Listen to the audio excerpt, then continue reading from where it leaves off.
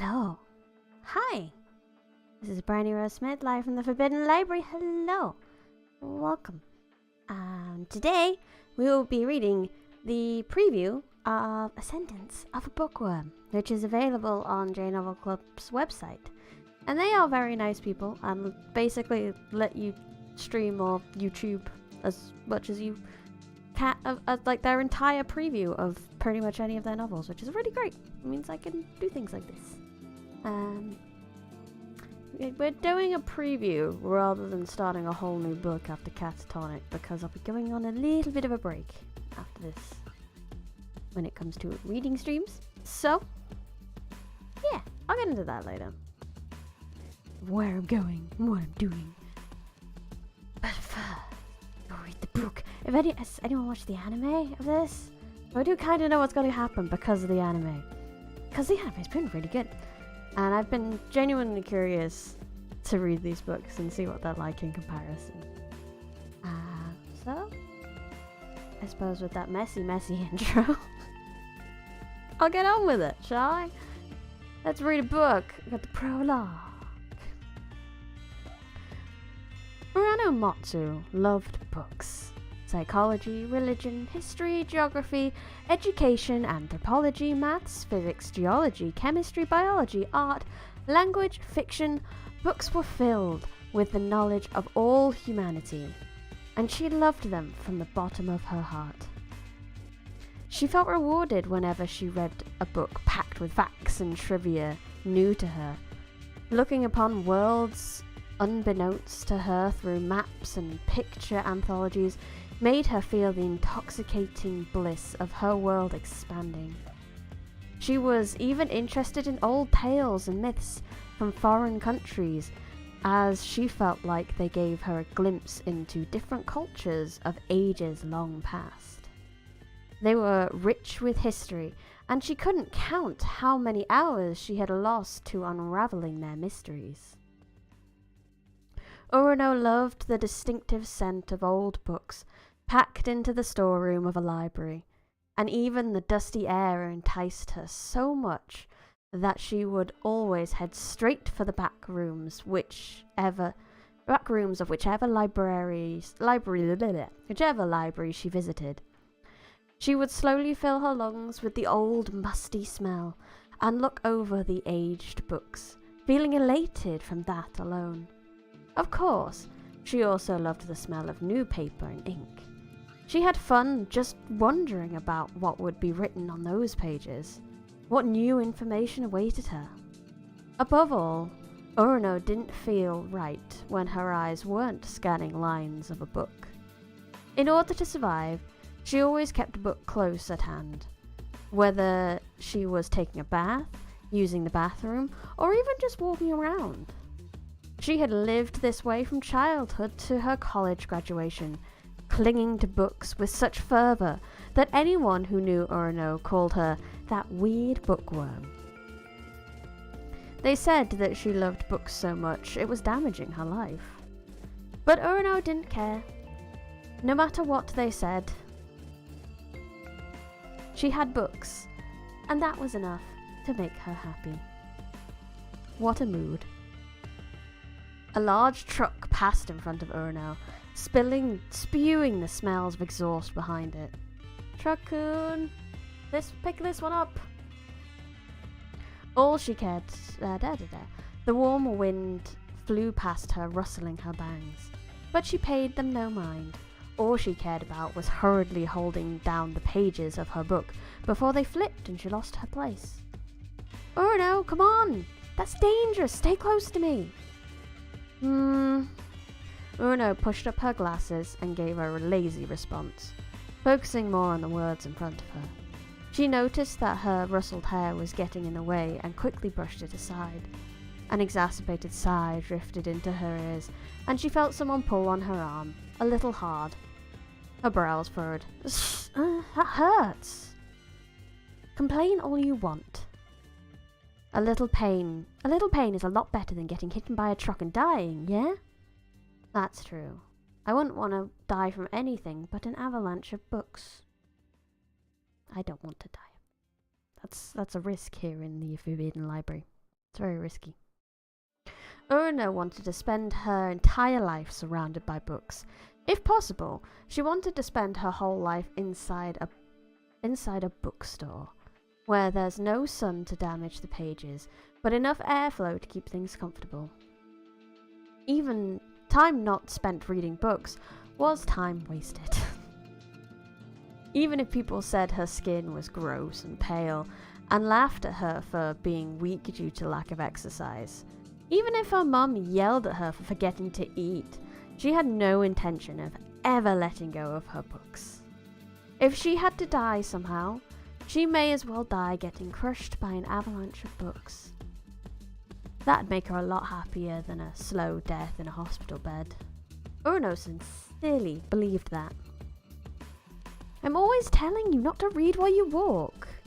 If I weren't here, you definitely would have walked straight into the road and died in no time. How about a little thank you? But I say it all the time. I'm so thankful. That doesn't sound too sincere to me. I am. It's thanks to you I can read books while doing chores, shoo. But even if I did die, I'd ask a god to get reincarnate me so I can keep reading books in my next life. Isn't that smart?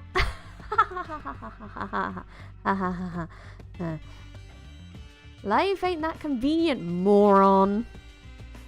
Their conversation continued until they reached Urno's house. Shu entered with her rather than going into his own house next door. As they were childhood friends and went to the same daycare, they had been raised like siblings, practically since birth. He always referred to Urno's place as home, and nobody questioned that. Mom's here. Mum. Mum's here if you wanted. I'll be in the book room. Call me whenever dinner's ready. Mum's here. Mum, here's what you wanted. Oh, I completely misread that. I'm a little tired today, but I will do my best. Mum, here's what you wanted. I'll be in the book room. Call me whenever dinner's ready. Right. What about you, Shu? Is your mother planning on making anything? Nah, I'm eating here tonight. She's got work. Or no, I'm borrowing your TV to play some games. Go ahead. Onu raised her voice so Shu could hear her as she headed straight to the book storage room, left behind by her father, who had died when she was young. She opened the door and turned on the lights. The book room had a window for ventilation purposes, but it was tightly covered by a thick light-blocking curtain to protect the books from sunlight. There were bookcases packed with books on all sides and a desk with a huge stack of books on top of it, as Urno had brought so many new books that the shelves couldn't hold them all. Urno smoothly sat on the desk chair without looking up from her book and kept on reading. Suddenly, her vision shook. She concluded that an earthquake had happened and kept on reading as always. So chill. The shaking was harder than usual, which made it difficult for her to read. Her brows furrowed and she looked up, frustrated at the earthquake. How dare Mother Nature make me not read? Only to see books dominating her vision. Ah! Books tumbled from a tilted shelf and rained right down onto her. Unable to dodge them, Urno could only stare, her eyes wide open, as she was buried beneath them, getting her wish. Short and sweet epilogue. A little bit of this is how she got here. Because there was that nice little, almost like stained glass animated bit, if I remember correctly, in the anime that was just like, here's who she was. Now on to the story. It's so hot. It hurts. I hate this. A child's voice cried out directly into my head, filled with pain and suffering. Well, what do you want me to do about that? I had no idea what to do, and over time the voice grew increasingly quiet. The moment I realized I couldn't hear the child's voice anymore, the bubble-esque thing that had been encapsulating me disappeared. With a burst, I felt my consciousness slowly rising up. At the same time, I felt a hot fever and pain spread throughout my body, as if I had been afflicted with influenza. I nodded and agreed with the child. This certainly is hot, and it certainly does hurt. I hate it too. But the child's voice did not reply. It was so hot. I tried moving around to find a cooler spot in the bed. Maybe due to the fever, I couldn't move my body like I wanted to. I heard the sound of something like paper and grass rubbing together beneath me. What's that noise? My throat shouldn't have been sore due to the fever, but a childish and high-pitched voice came out of my mouth. It was clearly not my own voice. It sounded just like the child's voice that I'd heard in my head a second ago. I wanted to keep sleeping since the fever was making me feel so sluggish, but I couldn't ignore the fact that I was in an unfamiliar bed and that my voice wasn't my own. So I slowly lifted my heavy eyelids. My fever had been enormous, as my eyes were wet and my vision twisted. Thankfully though, my tears were apparently serving as makeshift lenses, as I could see far further than I usually could without my glasses. What? For some reason, I could see the small, unhealthy-looking hand of a child stretched out in front of me. Weird. My hand should be a lot bigger than this. I have the hands of an adult, not a small, malnourished child. I could move the child's hand like my own, clenching it and opening it. This body that I could move at will was not my own. The sheer shock of that revelation made my mouth dry up. What's happening? Making sure to keep my tears from dripping out of my wet eyes, I moved my gaze around while keeping my head still. It didn't take long to notice that I wasn't in my own room. The bed beneath me was hard and lacked a mattress. It was using cushions made of something prickly and rough instead. The dirty blanket thrown over me had a weird smell, and my whole body was itchy, as if it were infested with fleas or bedbugs. Oh, hold on. Wait. Where am I? My last memory was getting crushed by an avalanche of books, and it wasn't like I had been rescued in the nick of time. At the very least, I was sure no hospital in Japan would treat patients on such a filthy bed. What's going on? I definitely died, right? All signs pointed to yes. I had died, being crushed by books. That earthquake was at best 3 or 4 on the Richter scale. It wasn't the kind of earthquake that killed people, so my death had definitely ended up on the news. Something like, a college girl nearing graduation was crushed to death by books in her own house. Oh, that's so embarrassing! I died twice that day, once physically and once socially. I felt so embarrassed. I tried rolling around on the bed, but out of fear for my heavy and pained head, I decided to do a double facepalm instead. I mean, okay, I definitely joked about it. I definitely thought that if I was going to die, I may as well die getting crushed by books. But honestly, I did think it'd be better than dying a slow death in a hospital bed. But this was all wrong. I had dreamed of a happy death at the end of my life surrounded by books. I honestly hadn't expected an earthquake to happen and crush me to death so soon. This is awful. I'd just gotten hired too. Oh, my sweet college library.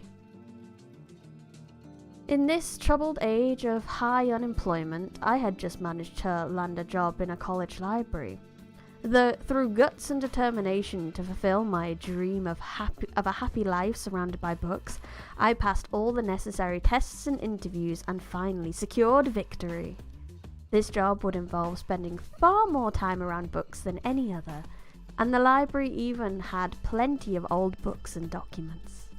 My mum, who was worried more about me than anyone else, even stated after crying and hearing the good news, "That's wonderful, or no, you actually found a respectable, good job. I'm so proud of you," she said, tears dripping from out of her eyes. And days after that, I just up and die. My mind drifted to thoughts of how my mother must have cried after learning of my death. She, the mother I'd never meet again, would definitely be mad.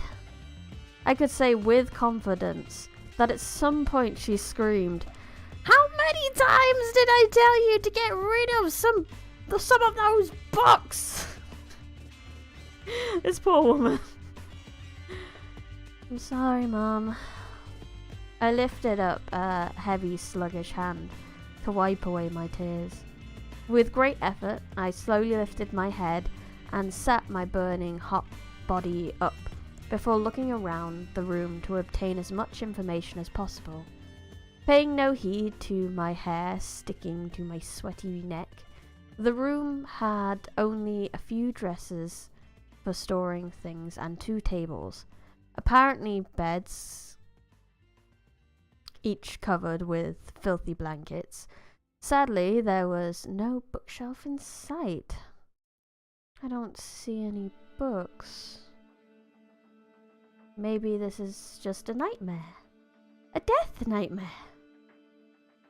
If a god had granted me my wish and reincarnated me, there should have been books nearby.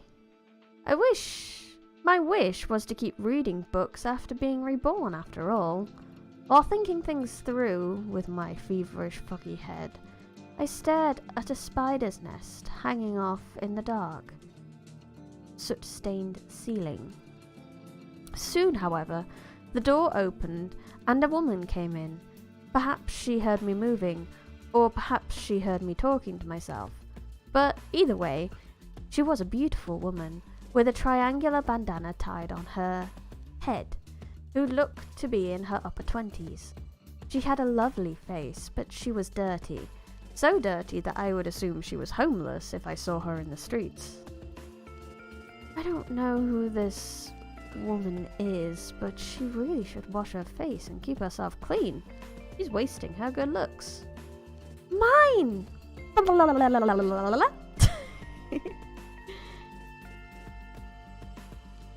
Yeah! The moment I heard the woman's incomprehensible speech, a mental dam burst and my memories that were familiar yet not my own came rushing through.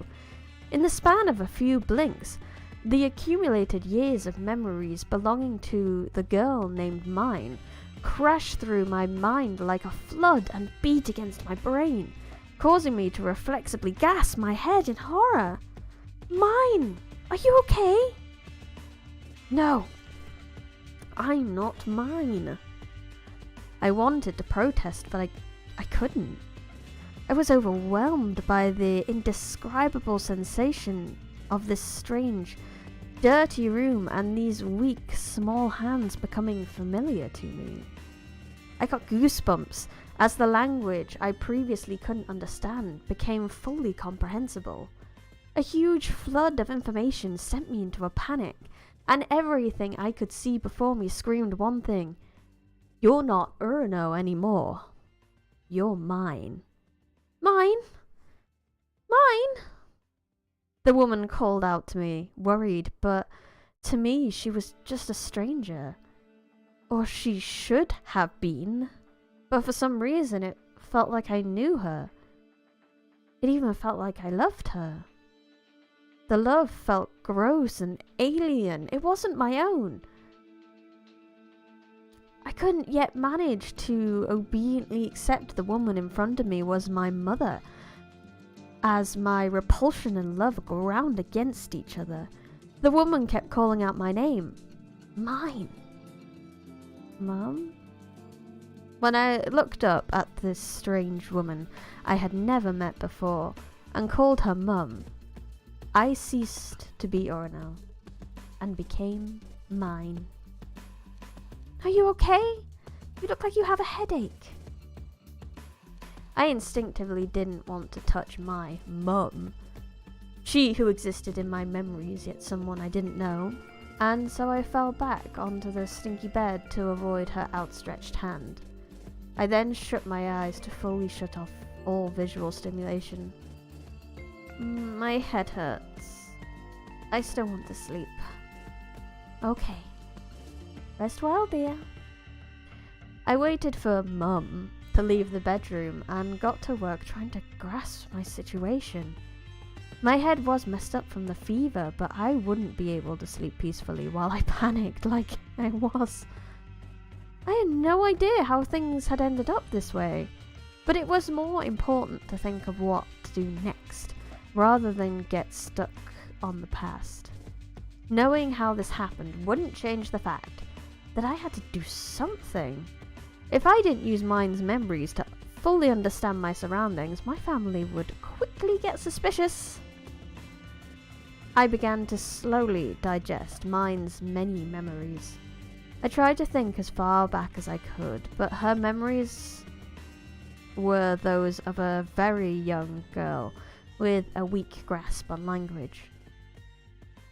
She didn't understand everything Mum and Dad said, so there was a lot she didn't know. My vocabulary was lacking, so over half of these memories were meaningless. Oh gosh, what do I do? From the visuals of her memories, I determined a few things. 1. My family consisted of 4 people. My mum, Effa, my sister Tuli, and my dad, Gunther. It seemed that my dad was working as a soldier or something.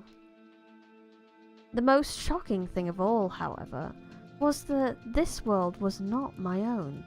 My memories of my bandana-wearing mum showed that she had light green hair, and a colour best described as jade.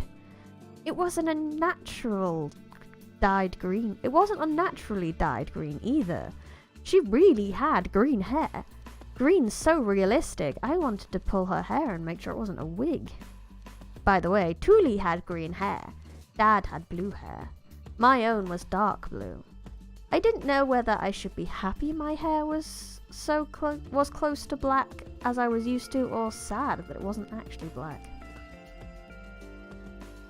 There were apparently no mirrors in this residence, something like an apartment located on the upper floors of a tall building. So no matter how much I explored my memories, I couldn't find any details on my appearance beyond that. If I were to guess based on how good my parents and Tuli looked, I probably didn't look half bad myself. Though my appearance had no relevance to me as long as I could read books. So I wasn't worried about it. I didn't look amazing as Urno after all. I could live without being cute. Too bad, mine, you are cute. Really, I just want to read books. I feel like my fever would vanish if I had a book in hand. I can survive anywhere as long as I've got books. I'll endure anything, so please, books. Let me have books. I placed a finger on my chin and began searching my memory for books.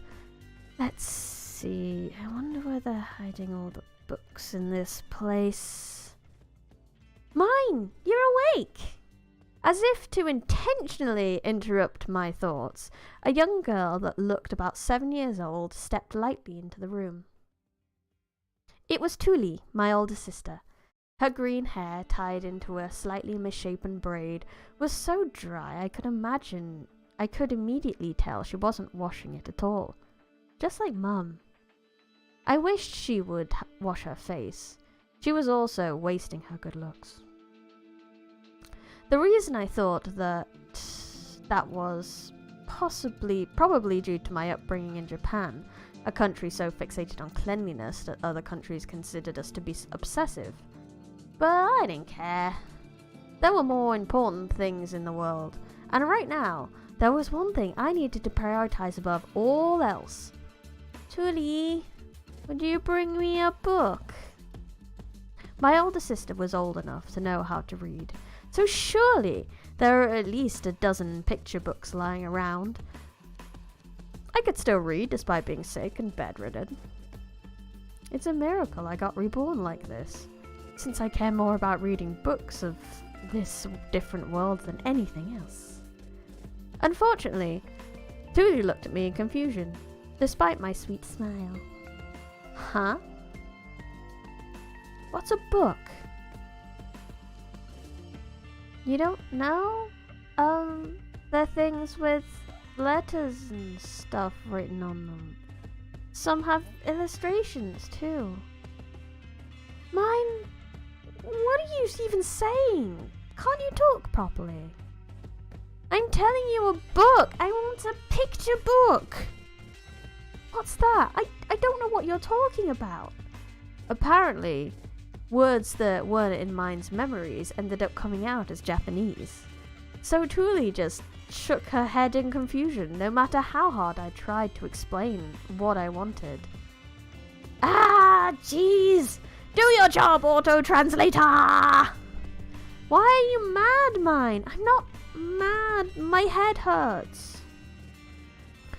Looks like my first job will be to pay attention to everything people say and try to learn as many new words as possible.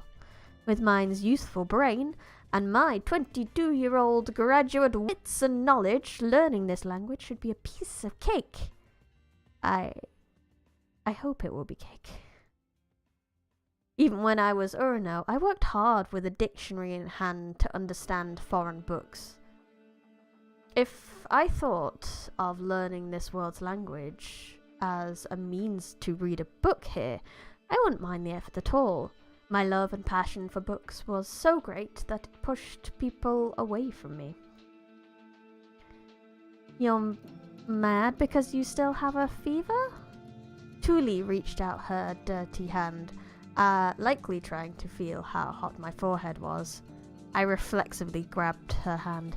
I'm still sick, you'll catch it too. That's true. I'll be careful. Safe. By acting like I was worried about her, I could avoid things I didn't like. I managed to avoid getting touched by Tuli's dirty hand, using the advanced social techniques of adults. She wasn't a bad older sister, but I didn't want her to touch me before getting clean. Also, I thought, before looking down at my own filthy hands and sighing. I want to take a bath. My head's itchy. The moment I murmured that, Mine's memories informed me of the unfortunate truth.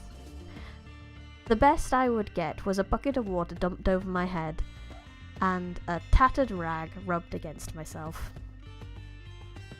No, you can't call that a bath. That's also, there's no toilet here. Just a chamber pot. Give me a break. Attention, whoever God put me here. I want to live somewhere modern and convenient. My environment was so bad, it honestly made me want to cry. When I was Urno, I lived in a very normal household. I never had any problems with food, clothes, using the bathroom, or getting books. This new life was a huge downgrade. I miss Japan. It was filled with so many wonderful things I took for granted. Soft washcloths, comfortable beds, books, books, books. But no matter how much nostalgia I felt, I had no choice but to live in this new world. Crying wouldn't get me anywhere. I had to teach my family the value of cleanliness. As far as I could tell from my memories, mine was a weak little girl who often had fevers and ended up bedridden for days at a time. Most of her memories involved being in the bed. If I didn't improve my environment, I would probably be dead before long. I could imagine, from the poor conditions I was put in while sick, that it would be ideal to avoid needing medical attention at all costs. I need to clean up this room and figure out how to take baths ASAP. I'm the kinda lazy person that avoided chores as much as possible, even with a convenient modern electronics. I cared more about reading books than helping my mum. Am I gonna be able to live here? I shook my head to get those thoughts out of my mind. No. Like I said, it's a miracle I got reincarnated at all. I need to be more positive. How lucky. I get to read books that don't even exist on Earth. Okay, I'm getting enthusiastic again.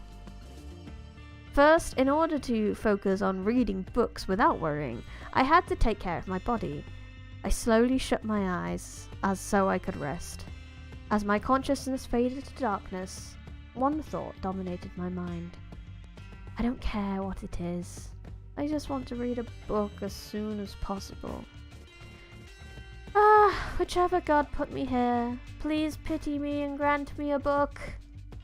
This might be asking a bit much, but I want to find a library filled to the brim with books too.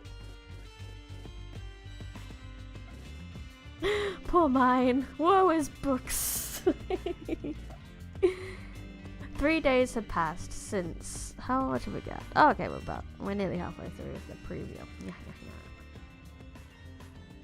3 days had passed since I became mine. Those were 3 very intense days.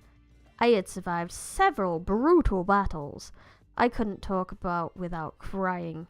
First of all, I snuck out of bed and tried to look around the house for books, but Mum found me and forced me back into bed. She got super mad.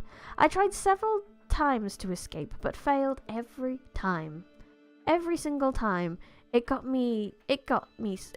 so bad that she put me back in bed every time she saw me, unless I was using the bathroom.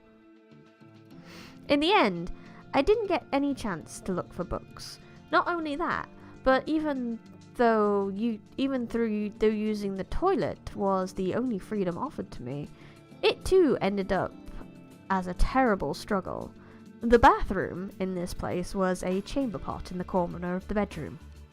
To make matters worse, mine apparently couldn't use the toilet on her own before now. So I had to relieve myself while a family member watched. Oof. No matter how much I screamed, I can do it on my own, don't watch, nobody budged. They got mad at me, asking what I'd do if I got pee everywhere. I ended up using the pot while crying, and believe it or not, Tuli complimented me. Whoa, mine, you got really good at this. Soon you'll be able to do it on your own. Oh gosh. One thing to get reincarnated. Like, there's like other reincarnated stories where they like go back to being a baby, and I love that they skip all this with that brain of an adult having to potty train again. Oh, terrible.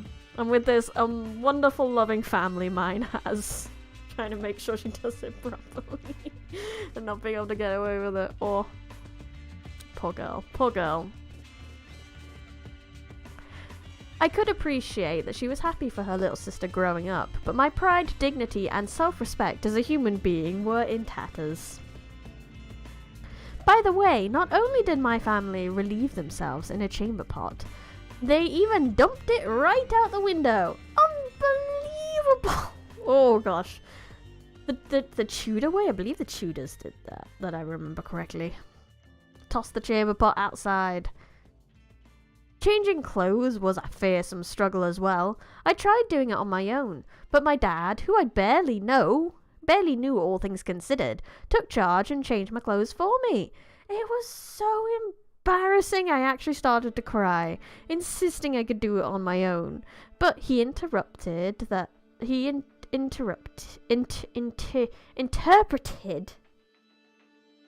as me throwing a tantrum. Absolutely unbelievable.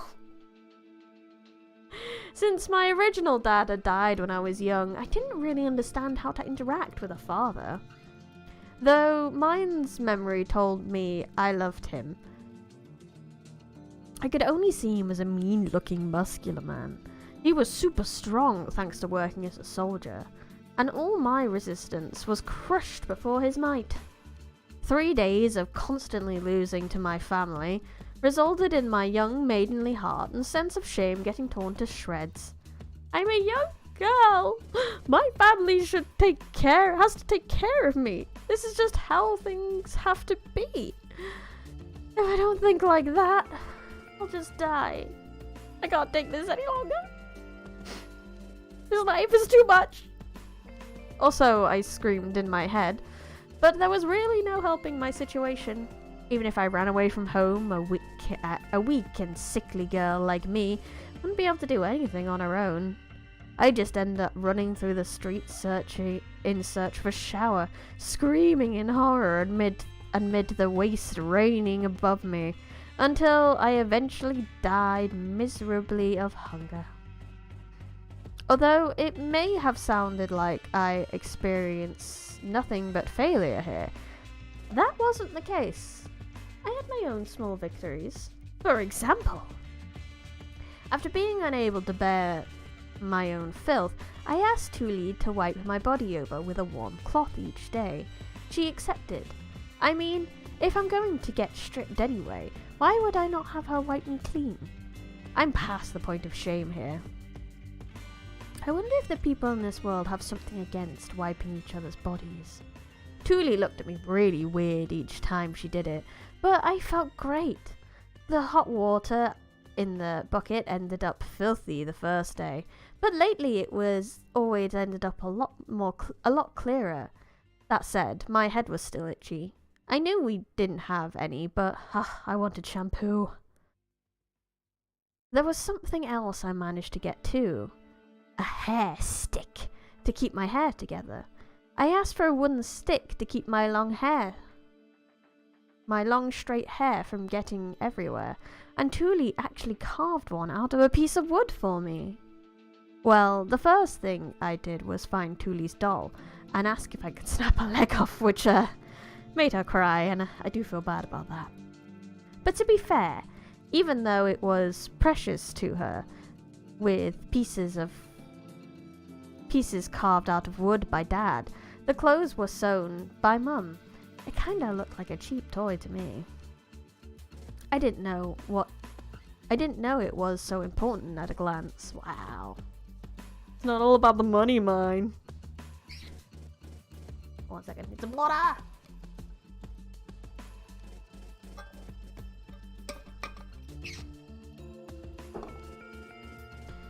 Anyway, I rolled my hair into a bun, but Tuli told me that only adults wore their hair up like that.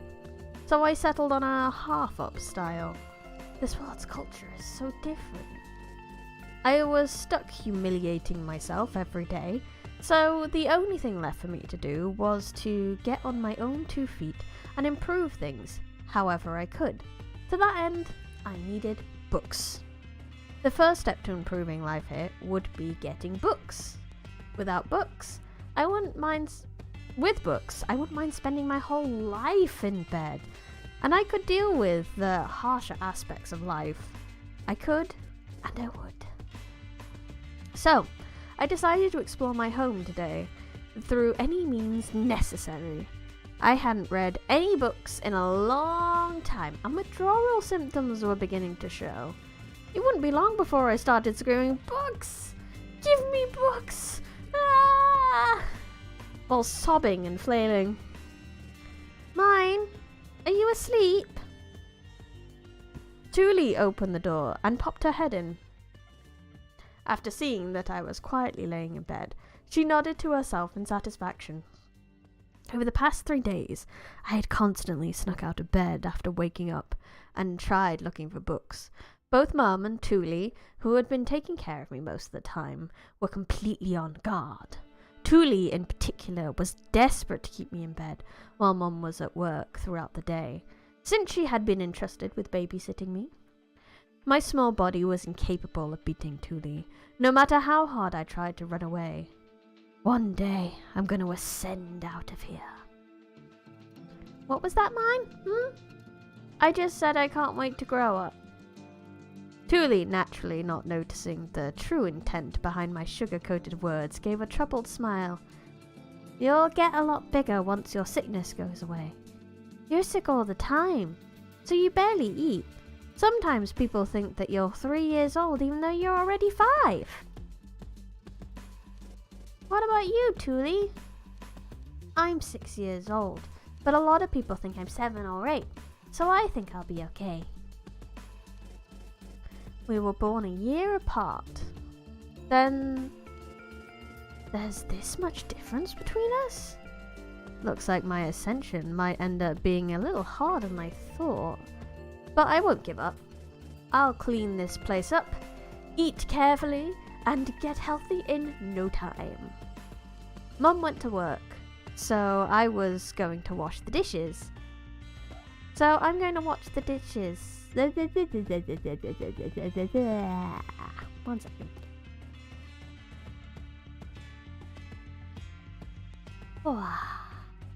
Got tongue-tied. Mum went to work, so I'm gonna go wash the dishes.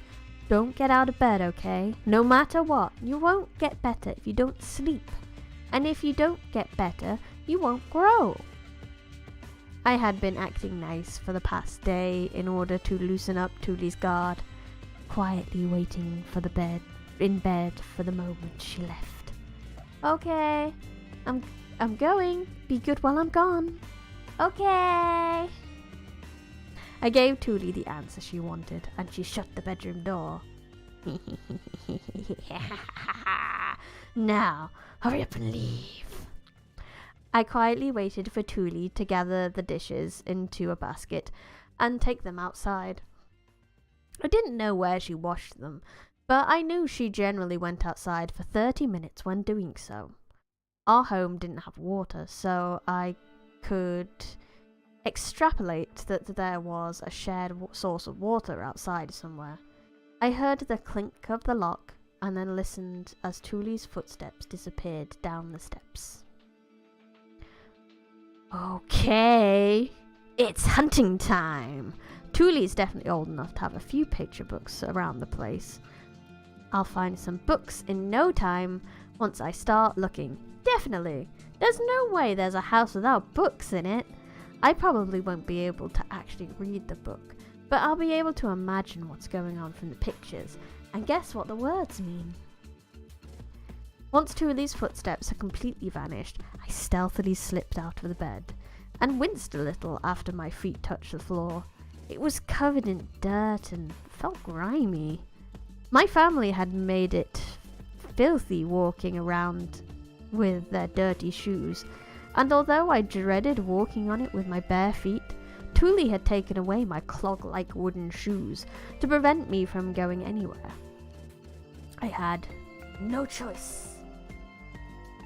Well, finding books is more important than keeping my feet clean. Anyway, the bed, which I had been locked in for days due to my unrelenting fever, had a basket beside it filled with children's toys made from wood and straw, but no books. It would be a lot easier if they were just in here. I could feel dirt rubbing against the bottom of my feet each time I walked. was normal in this family to keep shoes on in the house, so I knew nothing would come of me complaining. I knew it, but I couldn't help myself. Would someone bring me a broom and a rag, please? Naturally, no one responded to my call, and neither a broom nor a rag magically appeared from nowhere. I am already in trouble. To me, the biggest hurdle to exploring the house was the bedroom door. I could kind of reach the doorknob, but if I stretched really, really hard, but actually turning it was a lot harder than I expected. I looked around the room for something I could step on, and noticed the large box that contained my clothes. I would have no problem moving it back in my Urno days, but my hands were so small that I couldn't make it budge no matter how hard I pushed. I thought about turning the toy-filled basket upside down and standing on it since I was so small anyway, but I was probably heavy enough that it'd end up crushed. I need to grow up fast. There's so many things I can't do with this body. I looked around the room and, after thinking about what I could move, settled on balling up my parents' comforter to use as a stepping stool. I would hate putting my own comforter on this dirty floor, but as my parents were used to this living in filth, I was sure they wouldn't mind me using theirs. Definitely. Sorry.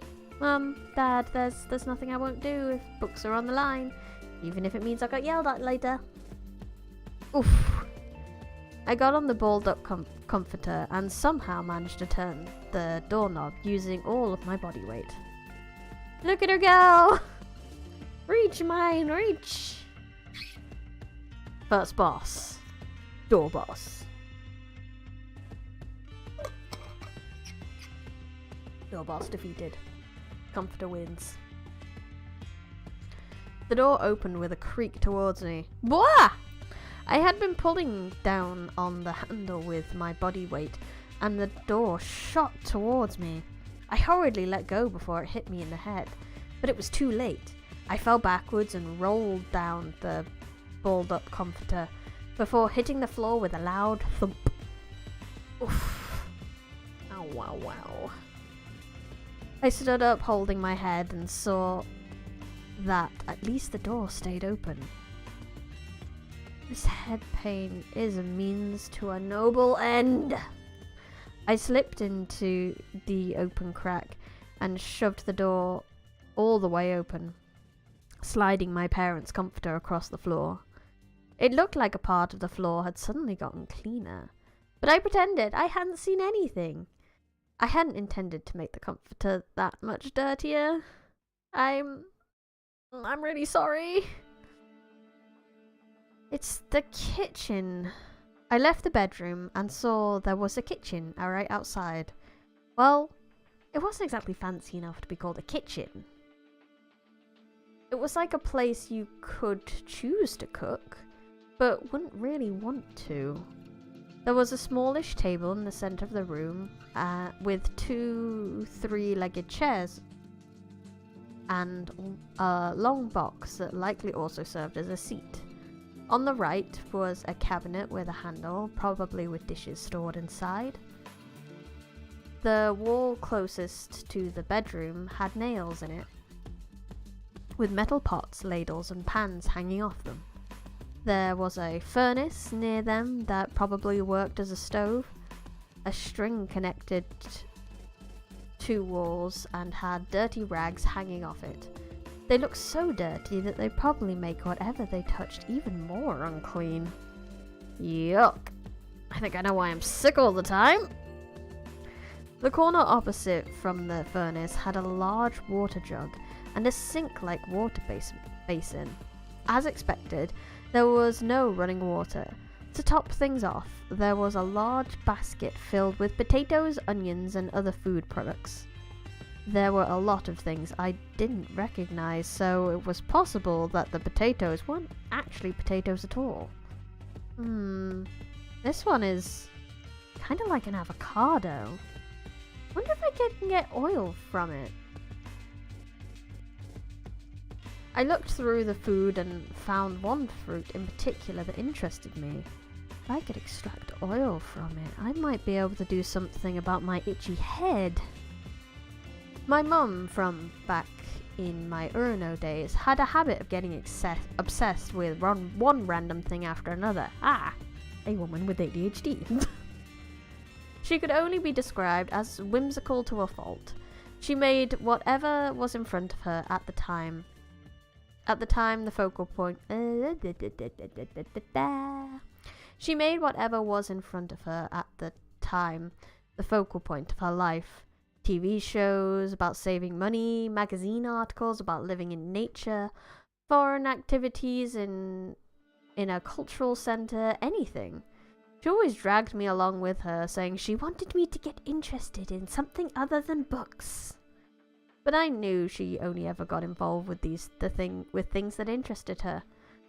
Having no other choice, I tagged along every time. And thanks to that, I've learned just enough to make my own shampoo. Thank you, Mom. I think I might just survive over here. Encouraged by my findings, I looked around the room and saw there were 2 doors other than the bedroom door. A left or right door? Which one's the prize? The kitchen didn't look like it had a bookshelf anywhere. I saw that one of the 2 doors was cracked open, so I pulled it all the way. A storage room. I guess this is it. It was a room packed with stuff I didn't really understand the purpose of. There were shelves with stuff on them, but it was really God. But it was a real mess, and it didn't seem like the kind of place that would have a bookshelf. I gave up on it and tried opening the other door. It made a clicking sound when I pulled on it, signaling that it was locked. Minutes of trying to open it yielded no results. The door would not open. Wait, is this the door Tuli left from? What? Is that all? If the door led outside, then our home had no bathtub, no toilet, no running water, and no bookshelves. It had nothing! No matter how hard I looked, I couldn't find any other rooms. God hates me. Is this a cruel joke? I asked to be reborn so that I could keep reading books even after I died. I intended to be transported to another world with my Japanese memories and customs. Forced to live in a home with no, I've misread things again. I didn't intend to be transported to another world with my Japanese memories and customs. Forced to live in a home with no bathtub, no toilet, no water, and I thought for sure you'd make me a world filled with books. Maybe books are expensive here. According to my knowledge of history, books were extremely expensive until the invention of the printing press led to their mass production. Those not born into a rich or noble life would generally never read a single book in their lives. In which case, this would be the kind of world where you give your neighbor's kid a Oh, I'm doing well today. One second. Let me take a water and try to reset my, tongue, I guess. Loading, next sentence.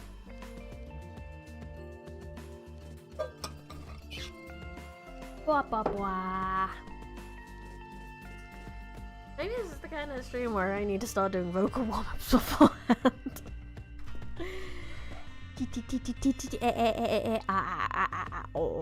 Like that. Probably would help.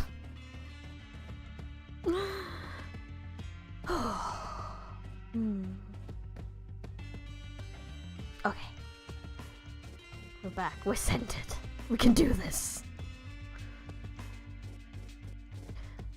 In which case, this wouldn't be the kind of world where you give your neighbour's kid a picture book as a birthday gift. Fine! I'll start looking for letters first instead. I didn't absolutely need books in order to study this world's writing system. Posters, newspapers, manuals, calendars, and all sorts of things naturally had letters written on them. Well, they did in Japan, at least. Nothing! There's no letters anywhere, not a single one. I'd walked around the room searching every shelf and cabinet I could find, but not only had I not found any books, I didn't find anything with a single letter on it. I couldn't find letters or paper. What's going on here? My head started to hurt, as if a fever had burst up within me out of nowhere. My heart throbbed, and I could feel it screaming out. Valves tightening, I dropped to the ground like a doll with its strings cut. My eyes burned on the inside. Well, okay. I got crushed by books. There's no helping that. That was basically my dream of dying buried by books. Fine. And it was true that I myself had asked to be reincarnated. I understand that, but you know, there aren't any books here. There aren't even letters. Not even paper. Can I really live in a place like this? Do I have a reason to live? A tear dripped down my cheek. I had never even once thought about a world without books. Such a thing was unfathomable to me. And yet here I was, unable to think of a single reason to live on in this world as mine. I felt my insides go hollow.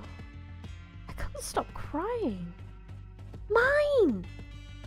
Why aren't you in bed? Don't walk around without your shoes on. Thule had gotten home at some point and, seeing me on the kitchen floor, shouted with her blue eyes open and wide in anger. Thule, there aren't any books. What's wrong? Are you feeling okay? Thule, there aren't books. I want to read books. I want to read them so much, but there aren't any books. Thule called out to me, worried, as tears dripped down my cheeks. But she was completely used to the world without books. She wouldn't understand my pain, no matter what I said to her. Is there anyone who can understand me? Anyone who knows where I can go get books? Someone. Tell me. Please. Poor mine. Books are great. Sad without books. Can't exist without books. 'Cause she is a book. Okay. Got about half of the preview left. I don't think... No, not even going to finish the preview, which I expected, to be honest. J-Novel is very nice with its previews and how much you can actually read of a book before you even have to buy it. They're wonderful. Wonderful people. Exploring the city. Yesterday I cried and cried and cried. My parents got mad at me for dropping their comforter on the floor, and dinner time came, but I just kept crying without reacting that much. When the morning came, I had cried so much that my eyes were dry and puffy. My head pounded with pain, but my fever had gone down, and I didn't feel nearly as sluggish. Plus, I felt a lot better in general since I had cried my heart out, though my family basically had no idea how to treat me at breakfast. Looks like your fever's gone down. Mum touched my forehead with her hand. With a hand that was cold from just having washed the dishes. She also lightly pressed it against my swollen eyes. The cold felt good. If you're feeling better, mine, would you like to go to the market with me? One's being held today. Wait, didn't she say something about this being the busiest time of year at her dyeing job? And that she had to go to work even while I was sick with fever? Mum, seeing my confusion, lowered her eyes sadly. It's been so long since Tuli's had a chance to go outside instead of taking care of you, and she was so worried about you yesterday when you wouldn't stop crying. The only thing we could think of was that you got lonely on your own, so I made the effort to convince my co-workers to cover for me today. Aww, what a good mum. Upon hearing that, I gasped. I can't believe I actually cried all day with people watching! I want to dig a hole and jump inside of it. Not much was worse than calming down and realizing how hard you embarrassed yourself the day before. Fucking mood. I'm sorry. You don't need to apologize, mine. We all feel weak-hearted when we're sick. Mum rubbed my head gently, consoling me, but the kinder she was, the more I felt guilty. I'm really sorry. I cried exclusively out of despair over the lack of books. I didn't feel lonely without you at all. Tuli was worried about me, but I just cared about her leaving so I could look for books. I'm so sorry. Tuli's going to the forest with everyone else, but you're still too weak for that. Want to go shopping with Mummy? Uh-huh. Oh my, I wonder where that enthusiasm came from. Mum smiled happily, thinking that I was excited to be spending time with her, and I responded with a bright smile of my own. I knew you would be excited for this. Mum looked so happy that I didn't go out of my way to correct her. My enthusiasm had just shot through the roof since I was excited about potentially finding a book outside. I would go shopping with her and have her buy a book. I didn't need a thick book in particular. Anything that I could use to learn this world's writing system would be enough. Honestly, I'd be fine with a workbook aimed at children.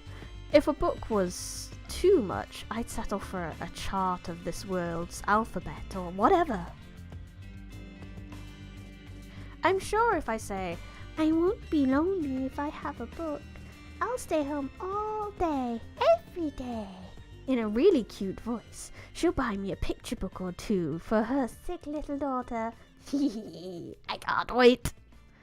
Okay, Mum, I'll be back later. Tuli peered into the bedroom with a full smile. Since Mum was staying home, she didn't have to babysit me all day. Stay with the other kids, okay? Be careful. Okay. Tuli strapped a large basket onto her back and skipped out of the house. It seemed like she was going to go out and play and have fun, but she was actually helping out the family in a crucial way, collecting firewood. She would also grab nuts, mushrooms, and other stuff while she was at it. Whether or not we had good cheap meals each day depended largely on Tuli. Do your best, Tuli. My lunch is counting on you. This poverty-stricken world didn't have any schools, so children largely helped around the house or had jobs. Or at least schools never came up in mine's memories. Once kids got a little older than Tuli, they began working as apprentices. If given the choice, I would have preferred to work as an apprentice librarian or an apprentice book saleswoman. Going to the market would provide the perfect opportunity to gather information on this kind of thing. I'd find the nearest bookstore, befriend the owner, and become an apprentice there. Okay, mine, let's go shopping. It was the first time I was leaving home since becoming mine. and my first time wearing anything other than pajamas. My outfit was made up of worn out hand-me-downs from Thule, and I had to put on several layers of thick clothing. I was so bundled up that it was kinda hard to walk, but nonetheless I took Mum's hand and took my first step outside our home. Ah! So cold, so narrow, so stinky. Perhaps due to this being a stone building, it felt like the cold air was flowing from the walls themselves, and not even my several layers of clothing could stop me feeling a chill. I really would have liked to have had a fleece jacket or some hand warmers, not to mention a mask to block the smell and help stave off the cold. Mind, be careful not to fall. Right outside our home was a staircase leading down the building. My body was about the size of a 3-year-old toddler's, and each step was so large it filled me with terror. As Mum pulled me forward, I practically jumped down each wooden step one by one, listening to them creak as we spiraled down to the bottom of the building. For some reason, only the steps from the second floor downward were made out of pretty stone. We all live in the same building. Why do they get special treatment? I pursed my lips, pouting, as we finally reached the bottom and went outside. If my counting was accurate, we were in an apartment on the 5th floor out of 7. To be honest, for someone as weak, small and sickly as me, just getting out of the house was enough to be exhausting. Now I knew why almost all of my memories took place inside. Even now, I was out of breath by the time we got outside. It seemed likely I would just pass out before we reached our destination. Mom, it's hard to breathe. Wait a second. All we've done is leave the house. Are you okay? I just need a little break. As I steadied my breath, I reminded myself I needed to shape up if I wanted to reach a bookstore. I looked around to get a grasp of my surroundings. A short distance away from our housing complex was a small plaza with a well in the middle. Only the ground around the well was paved with stone, and I could see several older women talking while washing their clothes. That was definitely the well Thule washed the dishes and get our daily water. I'll carry you on my back, mine. Mum, who must have thought that our shopping would never get done if she waited for me, somewhat forcefully plopped me onto her back and started walking. I couldn't remember this myself, but judging by how she had something similar like a baby carrier on her back, she was probably used to carrying mine around. The plaza with the well was surrounded by tall apartment-like housing complexes on all 4 sides, with just one path leading to the outside. After passing through the narrow, dark alleyways, we emerged onto a large road. Whoa! This looks exactly like one of the old European cities I've seen photos of. An unfamiliar scene spread out before me, with carts pulled by horses and donkey-like creatures passing each other on a wide cobblestone road dotted on either side by stones. I spun around, looking everywhere, like a tourist in my quest to find a bookstore. Mom, which store are we going to? What are you saying, mine? We're going to the market. We almost never go to any stores. According to Mum, most of the stores near ground level sold products for relatively rich individuals that had little that poor commoners like us could buy. We brought the majority of our daily goods at an actual marketplace. In other words, a bookstore is probably a ground floor store just like these. I ducked around for a bookstore while Mum walked, and soon saw an especially large building that would serve as a solid ground mark.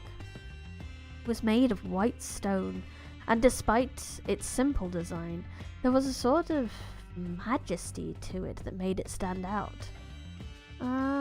Is that a castle? No, it's a temple. You'll be going there to be baptized when you turn 7. Ah, temple. It sounds like religion is enforced here, which sucks. I love that that's her first reaction to it. I'll try to avoid the place as much as possible. If you've watched the anime, you know how bad that is. My instincts and knowledge from my past life made me want to keep my distance from religion. Oh, sorry. Let me just get some water.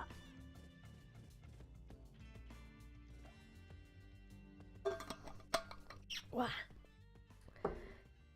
Oh, I can breathe again. We're safe. I want to keep my distance from religion.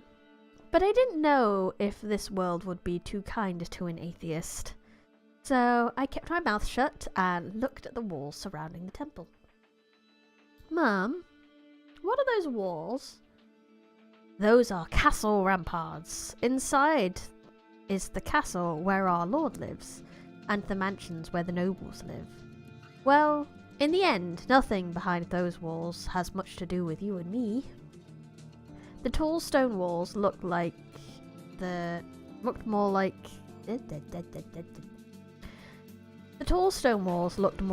the gate to a prison than grounds where royalty lived within a castle. Maybe it would look more like a prison. Maybe it would look more like a prison. Ah, God. I've lost it. Sorry.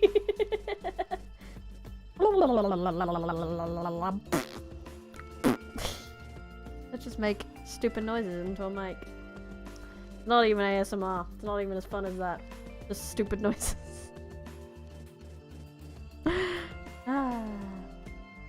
Maybe it would look even more like a prison if the guards were ever on high alert and defending against something.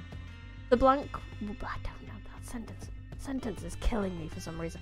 Maybe it would look even more like a prison if the guards were ever on high alert and defending against something. Yeah, okay, I get it. I think I get it.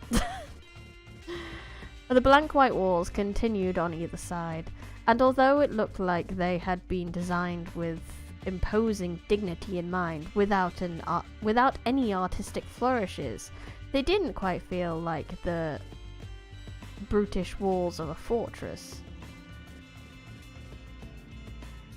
It felt like they had been built only for the purpose of separation, and would be defenseless if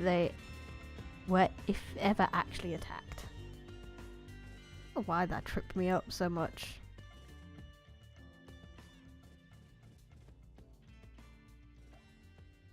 Because, I mean, she's saying it doesn't look like a castle, and then trying to say how it would look more like the thing that it's not if it had something else that it doesn't have.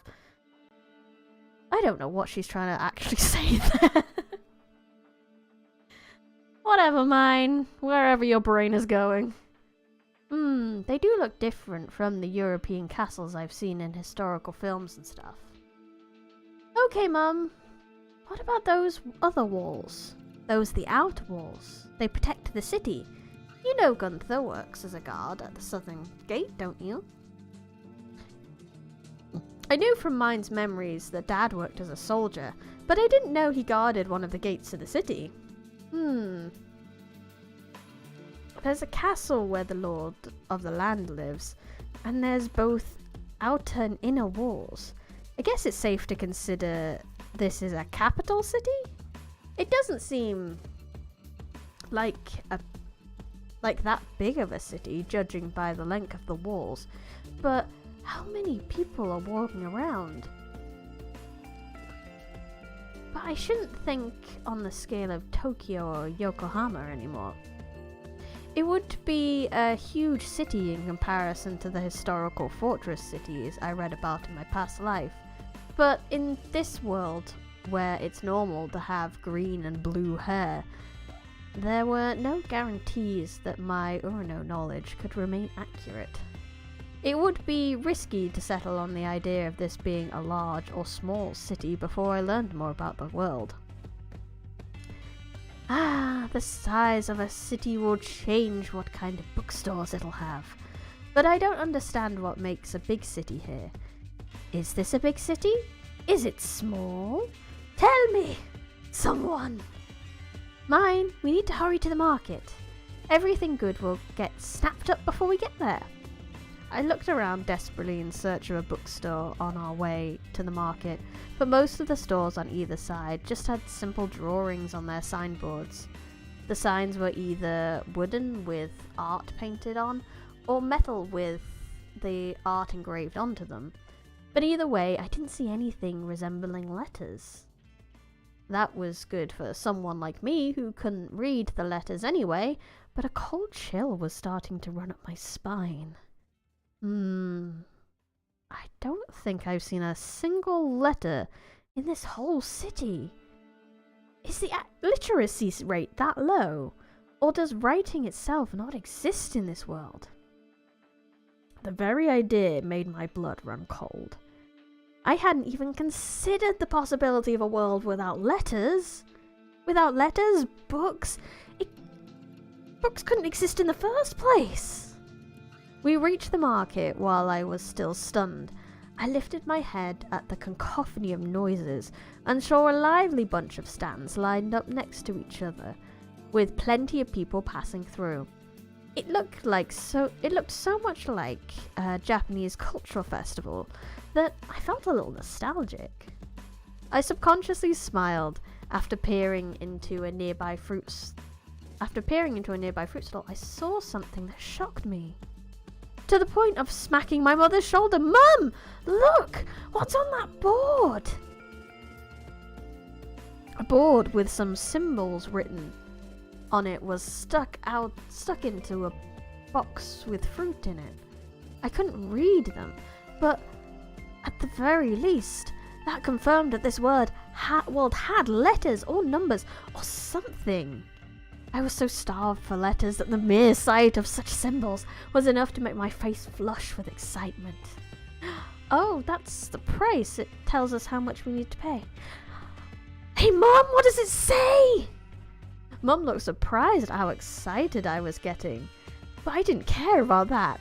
I had her read out the numbers on each board I saw. I could feel them starting to connect with letters I already knew. Okay, great. Keep it up. My precious synapses. Okay, so this says 30 lions. After Mum read out several numbers to me, I tried reading some numbers on my own while gauging her reaction.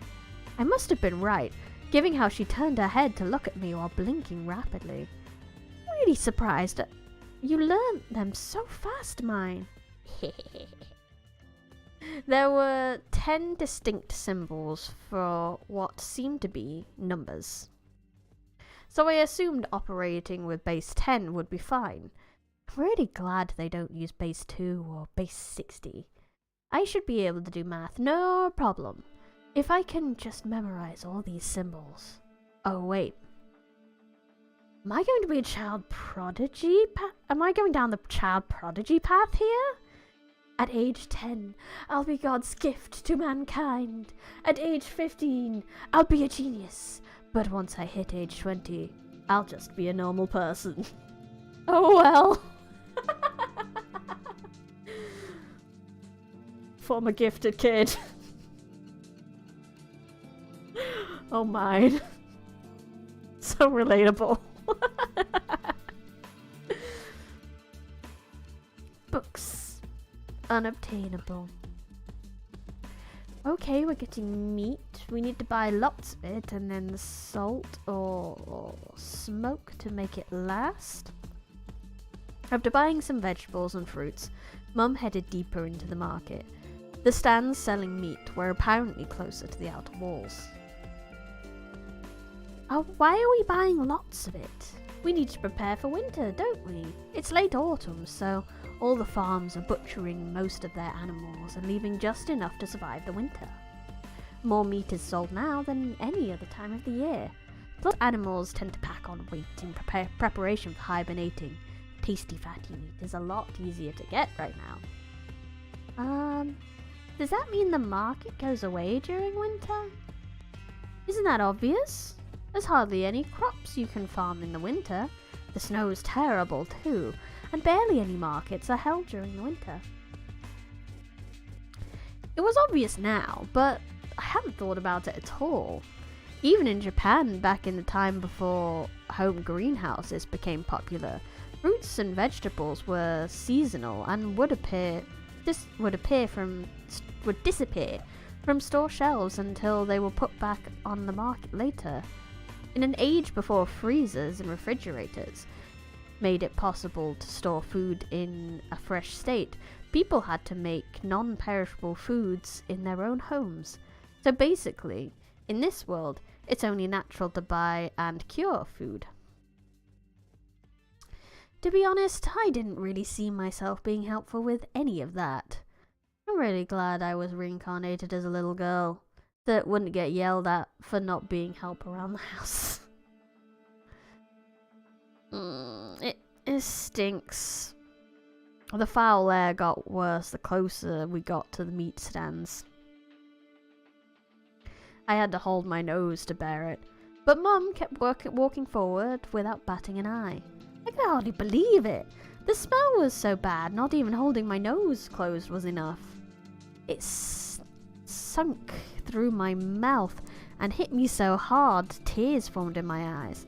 And yet, she didn't seem bothered at all. Has meat always smelled this bad? Oh, I have a bad feeling about this.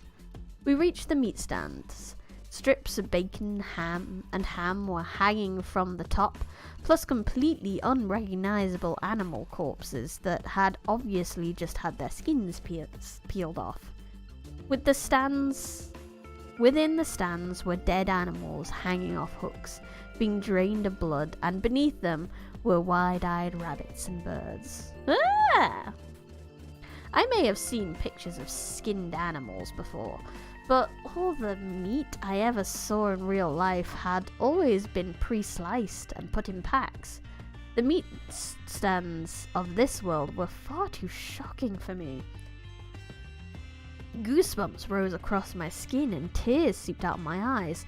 I wanted to shut my eyes to block it all out, but my eyes remained locked open, as if I'd forgotten how to close them.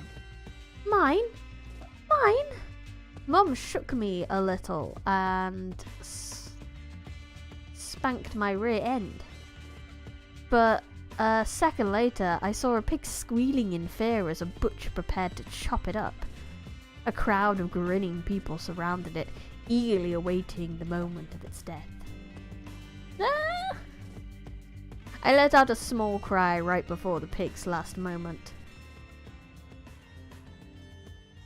Passed out on my mother's back. Something flowed into my mouth. It was liquid that smelled so strongly of alcohol I had wanted to gag. I didn't want to drink it, and the unexpected liquid went down my windpipe. Coughing so hard I shot up rapidly. Was that alcohol? Who in the world would give an innocent little girl strong alcohol like that? Oh! What'll you do if I get alcohol poisoning? I opened my eyes wide and saw my mum holding what looked like a wine bottle. Mine? You're awake. Oh, thank goodness. The stimulant really did work. Oh, Mum! She was holding me with a really relieved look on her face, so I couldn't say it out loud. But allow me to rant a little on the inside. Stimulant or not, why the heck did you give a child that alcohol that strong? And I mean a weak little girl that's always sick and just recovered from a bad fever that nearly killed her too. Okay, mine, now that you're awake, let's go buy some meat. I shook on instinct. What I had just seen was already burned into my retinas. It was so horrible, I probably have nightmares about it. Just thinking about it gave me goosebumps. I never wanted to go there again. I kind of feel sick. Can I stay here? You can go ahead, Mum. What? But...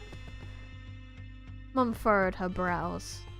I looked around and decided to ask the older lady managing the stand behind us for help.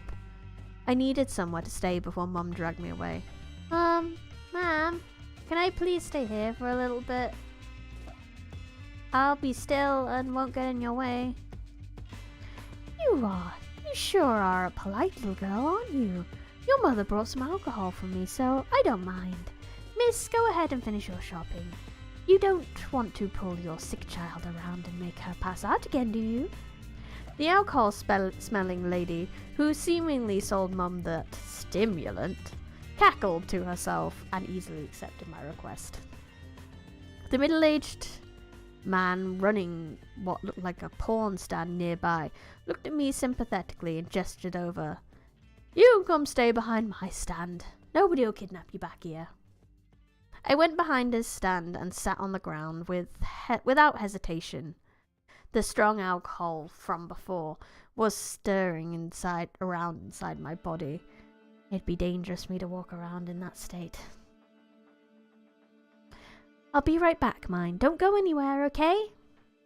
As Mum hurried off to finish her shopping, I stayed sitting down and lazily stared at the wares of the two stands.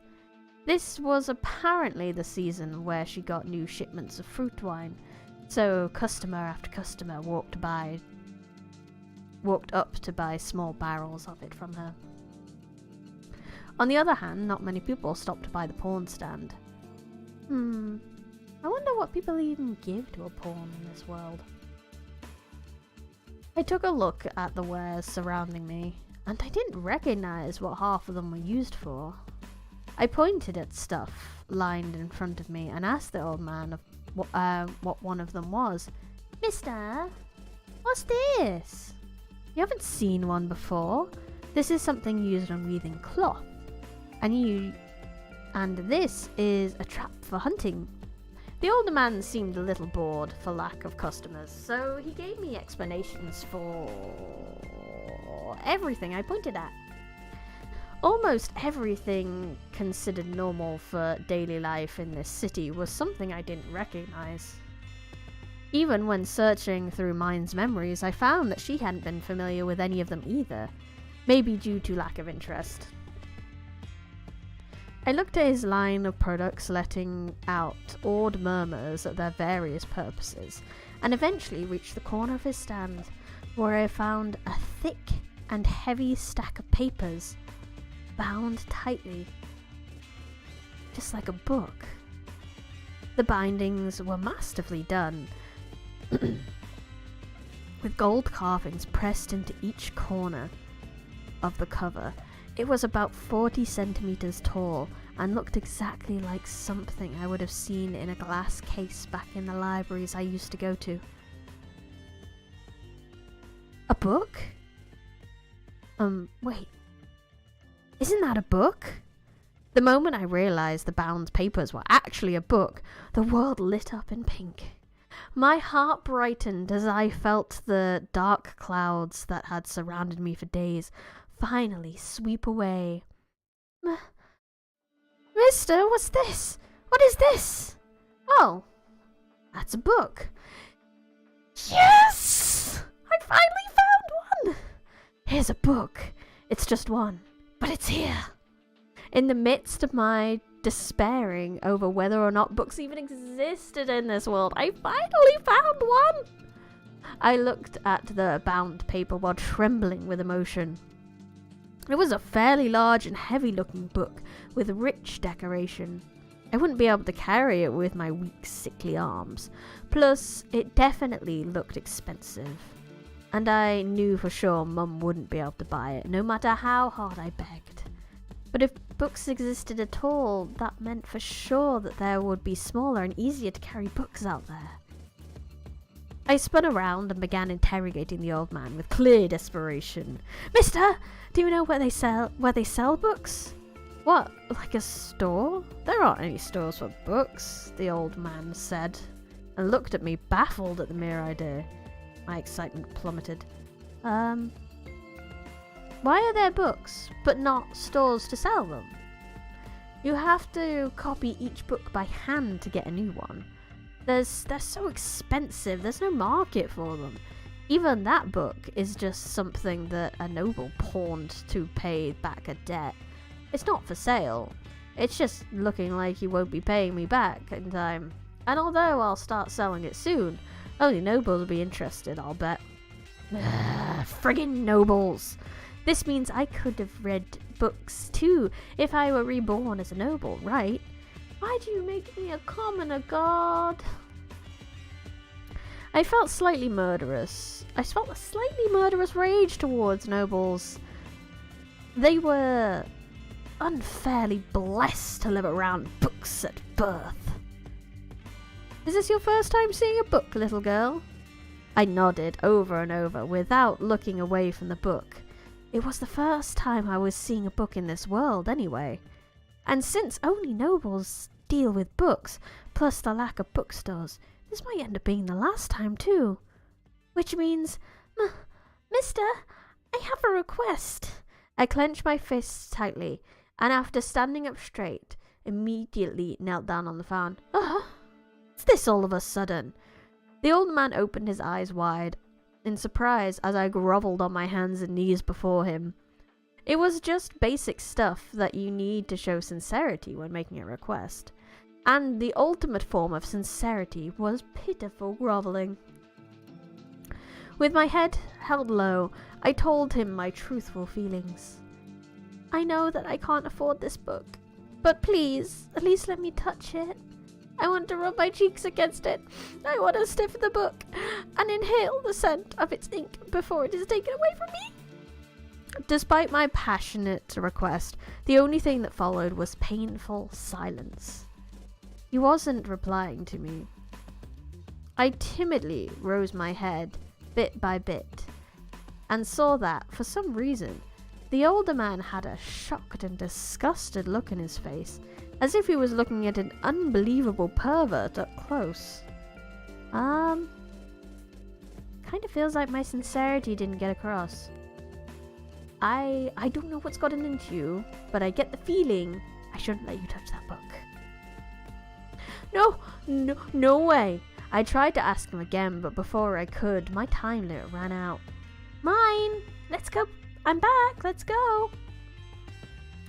I nearly cried after hearing my mum's voice.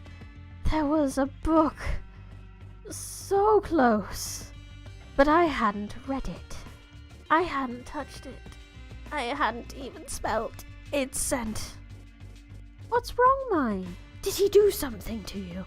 No, he didn't. I hurriedly shook my head after Mum suddenly glared at the old man. If I didn't clear the misunderstanding up fast, I would be bringing trouble to the nice man who had sheltered me from the butcher and taught me about books. My head feels weird, Mum. What did you make me drink? I've felt weird since waking up. The stimulant may have been a bit much for you. You'll be fine if you drink some water and rest when we get home. Mum nodded to herself, but didn't seem to regret making her child drink alcohol. She took my hand and pulled to get me walking home. I twirled around to the two stand owners and smiled brightly. Thank you for letting me stay. It'd be bad for my mental health if I didn't thank them. According to Mine's memories, it wasn't customary to bow in this world, so I settled for smiling and waving. Smiles were important in making human interactions successful. They saw me off with smiles on their faces too, so it must have worked. Mine, do you still feel bad? We talked little on the way home, me on Mum's back again. I looked again along the way, but there really weren't any bookstores. I had thought that I would beg for a child's picture book and slowly learn letters, but the day ended without me getting anything. All I learned was that there weren't any bookstores. And I now lived in a city with a castle and a magnificent stone gates, but it didn't have a single bookstore. Since that man said that books weren't really for selling, it was possible that this city wasn't special. Maybe there were no bookstores in the whole world. This is awful. I loved books so much. I could go days without eating as long as I could read. Now you're telling me to live a life without books? God, that's just cruel. Even if I told my parents I wanted to become a noble in order to read books, they just treat me like a cute kid with big silly dreams. I couldn't tell them I didn't want to be born in this family, but at the very least, I would have liked to have been born in a family with enough wealth to fish through a fallen noble's belongings and maybe get a book that way. My family's circumstances are so awful that I've already been beaten down by them. I know I won't get a book, no matter how hard I cry, or how many tantrums I throw. With no bookstores, I have no way of getting books. And what do I do if I can't get them? Well, what choice do I have but to make them myself? When the going gets tough, the tough get going. I'll get books no matter what. I won't let life beat me. But you know what will beat us? The end of the preview. So, Ascend Heavens of Bookworm was published by J Novel Club and is available anywhere ebooks are sold, pretty much. I don't know, I think there's a paperback as well. But that was good. It's basically cookie cutter from the anime, but there's like a lot more detail in it as well. I liked that we had a bit more of the sort of stinky and gruesome detail that the anime didn't cover. You've got like the dirt on them and things like that, which the anime did alright, like showing like without. I loved that in the anime when she did make shampoo and they gave all the characters that use shampoo a nice little hair shine and everyone else just had like base color. It was really good. But they didn't really show how like dirty they were or how dirty the floor was. It just didn't. None of that really came across in the anime, but it really did in the book, so that's really good. And things like the chamber pot and stuff like that. The stuff that's kind of too gross to put in the anime, but is a reality of that time, of anything based on that time, I guess. It was really good. It was nice to get a bit more nitty gritty in the novel. So that's very cool. I would very much like to read the full version of that at some point in my life. But that is all I can read on stream. That is all I have permission to read on stream. So let me tell you about what things are going to be happening. So, next week there is only going to be one stream, unfortunately. There's going to be a stream on Tuesday where I will stream some strange horticulture. And I don't think we're far off the end of that game, so who knows. And then after that I am on break for a little while. So this is the last Storytime Sunday for 2 weeks. My next Storytime Sunday will be on the 26th. And I will be starting a new book. Actually no, let's see if I can get me Kindle up. I'll show you. This is my Kindle. These are the books I own. Let me see. This is the one we're going to, called Misperception. I haven't bought the full one yet. I need to do that. I will before the stream. Yes, I know I'm viewing a sample. Trying to get the... Let me pull that out. I want to get the blurb for you. I'll read the blurb of the next book I'm going to read for you. As you can see, it looks a little more horror-y. Oh, come on. Amazon. Amazon! Work with me. There we go. Finally got the page up with the blurb. So here's the blurb of Misperception by Peter J. McKenna that I will be reading on the 26th when I get back from my break. After all, what is reality but one's perception of it? Believed to be the last of his kind, Felix has been a prisoner for as long as he can remember. I'm just going to put that back. Kept under the watchful eyes of alien captors known only to him as the Tormentors. When a terrifying experience at a nightmarish place changes his perception of everything he's ever known, Felix realizes that escape is not only imperative, but his only means of survival. Doors that had once seemed closed forever are thrown open, unraveling mysteries of a forgotten past thought only to exist in fragmented dreams. In a post-apocalyptic dystopia where danger lurks around every corner, the adventure of a lifetime awaits. But things are never as they seem. And that's the book we're going to go on to on the 27th. Please look forward to it. And like I said, only one stream next week on Tuesday. Other than that, that is it.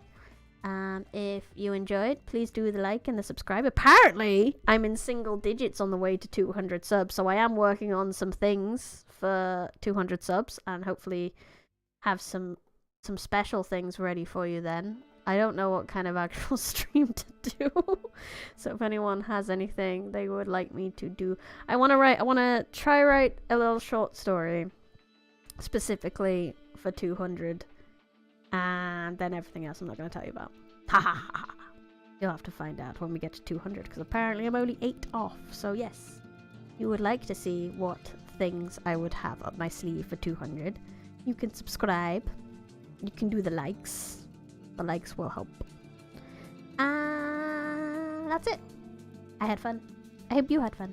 This has been Brownie Rose Smith, live from the Forbidden Library. Goodbye.